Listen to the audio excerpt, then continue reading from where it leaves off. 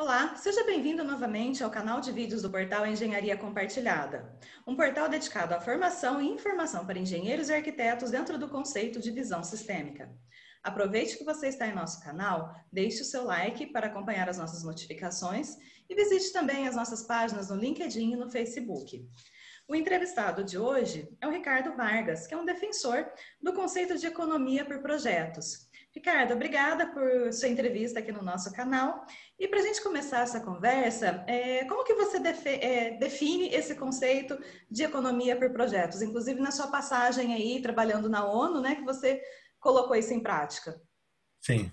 Bem, Adriana, obrigado. É um prazer estar com vocês e obrigado pela oportunidade de estar compartilhando essa informação. Bem, a primeira coisa, quando as pessoas perguntam o que é essa economia para o projeto, o que a gente tem observado hoje no mundo, se a gente for voltar no tempo e observar o que está acontecendo, é que cada vez menos a rotina faz parte do nosso dia a dia. Nós, quando eu falo nosso, é nosso engenheiros e nossa empresa. E a inovação, a transformação, a mudança, a volatilidade crescem. Imagina se você tivesse uma balança, ou seja, a rotina diminuindo e essa mudança sucessiva, esse ambiente de transformação. Instabilidade, volatilidade crescentes. Isso, e isso exige uma nova forma de lidar com o trabalho, com a engenharia, que é o que a gente chama de economia por projeto, ou seja, onde basicamente tudo que a gente faz pode ser definido dentro do termo projeto, ou seja, algo que é temporário, que tem um objetivo que muda, é um alvo que às vezes ele é certo agora, amanhã ele é um pouco menos certo. Então, isso é que a gente chama essa nova economia, onde os líderes eles vão ter que ter uma capacidade de adaptar e uma capacidade de entender rápido e reagir rápido, que era impensada se a gente fosse voltar 30, 40 anos atrás. E você, inclusive, trabalhou com esse conceito em áreas de conflito, né? Sim, eu tive a felicidade entre 2012 e 2016, por 4 anos e meio, quase 5 anos, de dirigir a toda a área de infraestrutura e projetos do Escritório de Serviços de Projetos da ONU, que é essa parte operacional. Então, onde nós vimos esse cenário, que é como aplicar a engenharia, como construir, como organizar, como estruturar, dentro de um ambiente onde o seu menor problema era a engenharia. Eu gosto de dar um exemplo assim. A parte mais simples era construir a escola. O problema era como é que chega o material, se não tem estrada. Como é que você liga um equipamento? Não tem luz. Aí você fala assim, mas não tem luz na cidade? Não tem luz no país. Nossa. No país. Então, isso exige de você uma dinâmica, uma volatilidade, uma capacidade de absorção, reação, improviso e adaptação que torna você muito, muito mais capaz de viver e sobreviver num ambiente tão instável. E 2020 nos ensinou muito isso, né? 2020 eu brinco. Brinco assim, tragicamente, né? Ele pegou esse problema que estava assim um pouco limitado à zona de conflito, a desastre, e ele chegou e falou assim: opa, não, agora nós temos um problema na Terra. Para Agora é todo tudo mundo. assim. E o coronavírus ele não tem convicção política, ele não tem fronteira, não é? Ou seja, quem imaginava assim, porque quando o Covid começou assim forte, restrito à China e depois começou a expandir, eu estava muito preocupado assim, como é que os países mais pobres, como é que os países com conflito vão... Aí, de repente, eu olho Nova York entrando em colapso. Aí eu falei assim, meu Deus do céu, no país mais rico do mundo, numa das cidades mais ricas do mundo, isso mostra que, assim, muitas vezes a saída não é só ter dinheiro. Se você não consegue transformar dinheiro e o investimento no resultado que você precisa, o dinheiro não serve para nada. E esse foi um exemplo muito claro que eu tive a oportunidade de ver. Porque, assim, você vê, as maiores tragédias que a gente percebeu foram em países assim. Nós tivemos, eu moro na Europa, então aqui a tragédia que foi os Estados Unidos, é lógico, o Brasil também não ficou atrás, a Não. Índia não ficou atrás, mas eu estou dizendo assim, o que antes era confinado a esses bolsões de miséria e de fragilidade, hoje expôs uma fragilidade do mundo como um todo, né? Muito maior. Então, esse ano foi um ano, vamos dizer, muito diferente. Foi um ano que fez todo mundo apertar um botão de reset naqueles conceitos assim do que é estabilidade, do que é risco, do que é problema, assim. A gente nunca imaginava. Eu em janeiro, quando tive em Davos, no fórum, poxa, todo mundo falando de clima, a questão do conflito climático. Ninguém estava imaginando que ia vir assim, um tsunami seguido de um furacão e de um tremor de terra, como foi o Covid. E a onda de março foi a pequena, né? Hoje nós estamos vendo uma onda muito maior do que a de março, só que hoje nós estamos mais preparados. Mas assim, Sim, muita na gente iminência sofreu de ter muito. algumas opções de vacina. Sim, na iminência. E o que gera uma certa expectativa, mas assim, eu digo assim, eu acho que uma das coisas que a gente tem mais que aprender é a entender que foi o Covid, pode ser que amanhã seja outra coisa. Ou seja, a gente tem que aumentar a nossa capacidade de nos adaptar a essas variáveis na qual a gente não tem controle nenhum.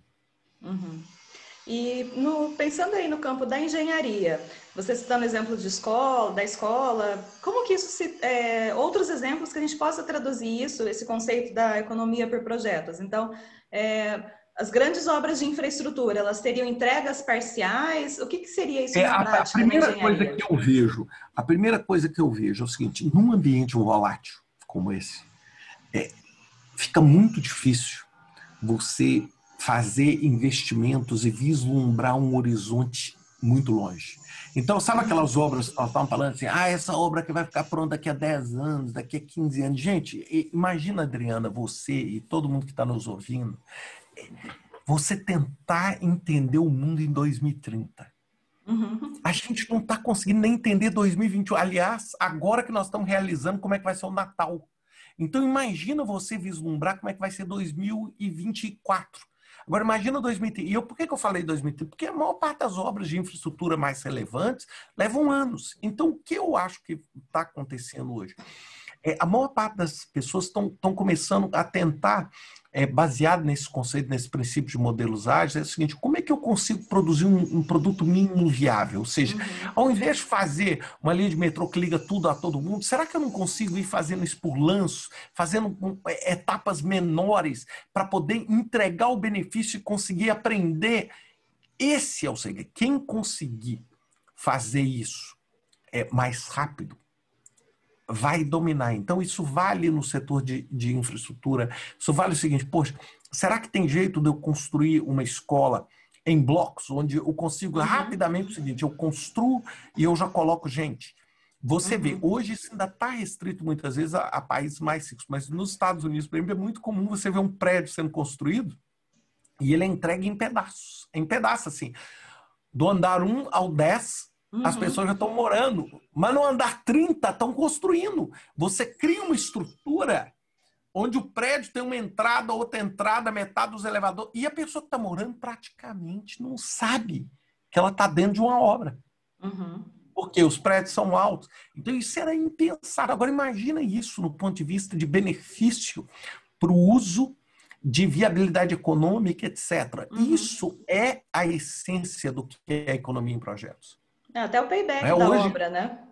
é claro, não, isso eu não preciso nem dizer, mas o payback, a volatilidade, a diminuição do risco, a entrega do benefício mais rápido, porque um dos grandes problemas da obra é, muitas vezes, o benefício, ele só aparece no final. É assim, a escola tem que estar pronta para ter aluno dentro. Agora, se você conseguir modular, você já consegue falar assim, a escola não está pronta, mas pelo menos os alunos do primeiro ao quarto já têm um lugar para trabalhar, ao invés de eu fazer tudo.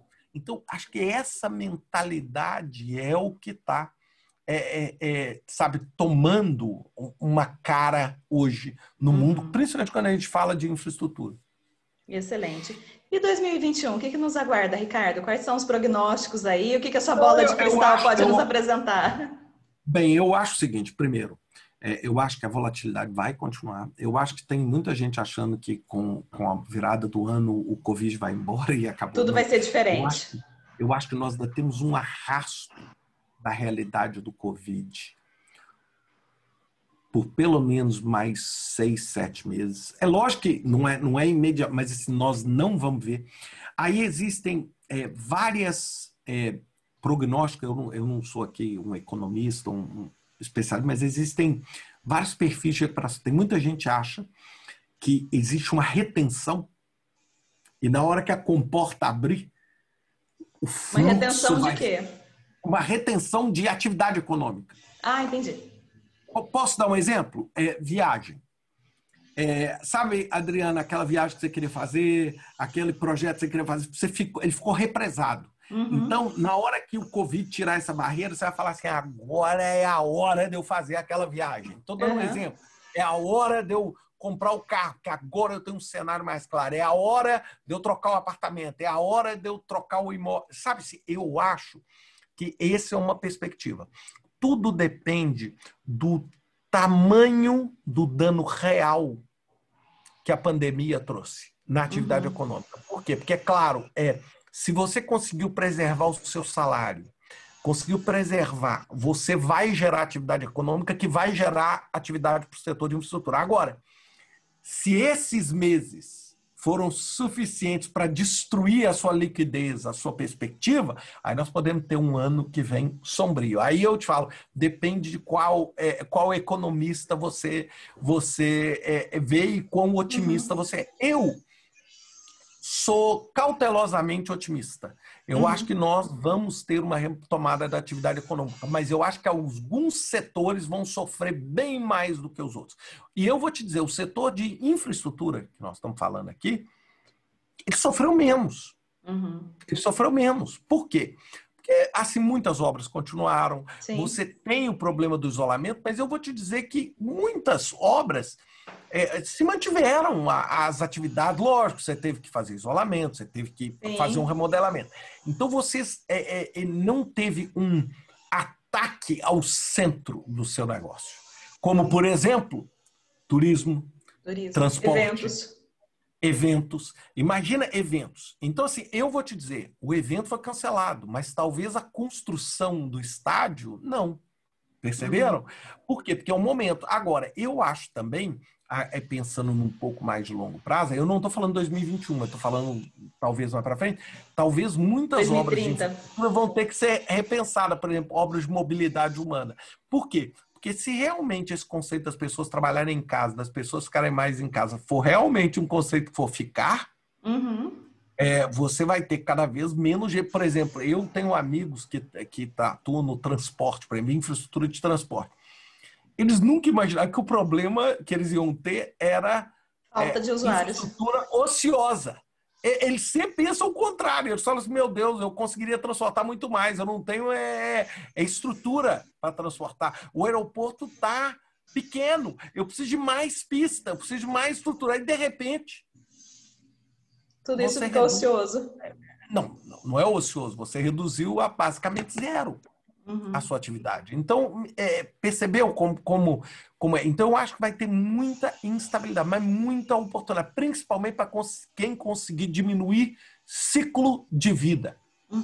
Quem conseguir, entre o início e o fim, ter um ciclo menor e entregar um benefício mais rápido. Excelente.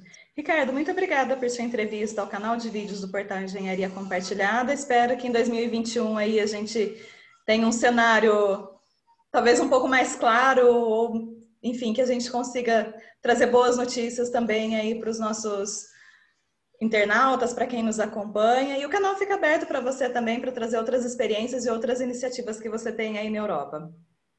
Muito obrigado. Eu queria deixar um abraço a todos e desejar um ótimo ano novo para vocês. E eu queria dizer assim, Vamos pensar positivo. Os problemas, eles existem, e eu falo que, na maioria das vezes, os problemas existem e são eles que dão as nossas oportunidades para aprender uma coisa nova, para repensar, etc. Então, eu queria que a gente entrasse em 2021, vamos dizer, com o pé direito, com um pensamento bem positivo. Eu acho que tem muita coisa boa para acontecer aí num futuro rápido. Um grande abraço, muitíssimo obrigado pelo convite, tá? Obrigada de novo, Ricardo. Até a próxima.